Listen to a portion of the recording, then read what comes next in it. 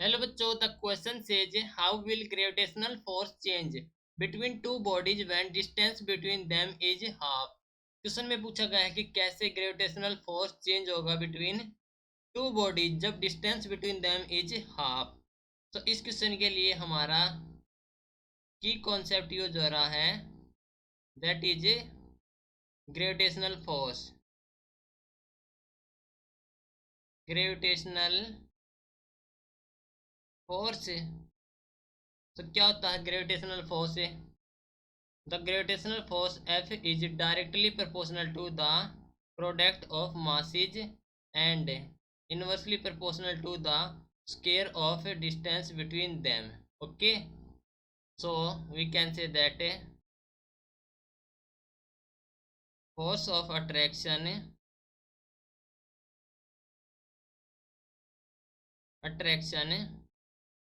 between two bodies is directly proportional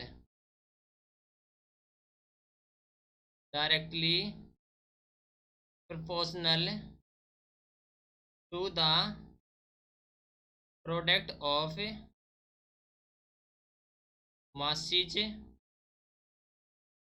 and inversely proportional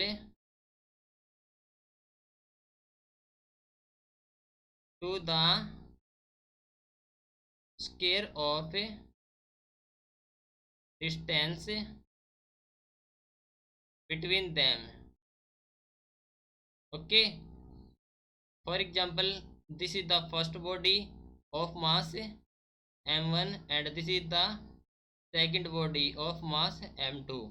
They are separated with distance r. So gravitational force हो जाएगा हमारे पास से m1 m2 upon r square. Okay, and f is equal to g m1 m2 upon r square. And value of g है हमारे पास है universal gravitational constant, whose value is 6.67 into 10 raised to power minus 11 newton metre square पर kilogram square. Right, तो जो gravitational force है that is F is equal to G m1 m2 upon R square. ठीक है, तो if distance between them is half, if distance between them is half. Okay, that means r is changed to r by 2.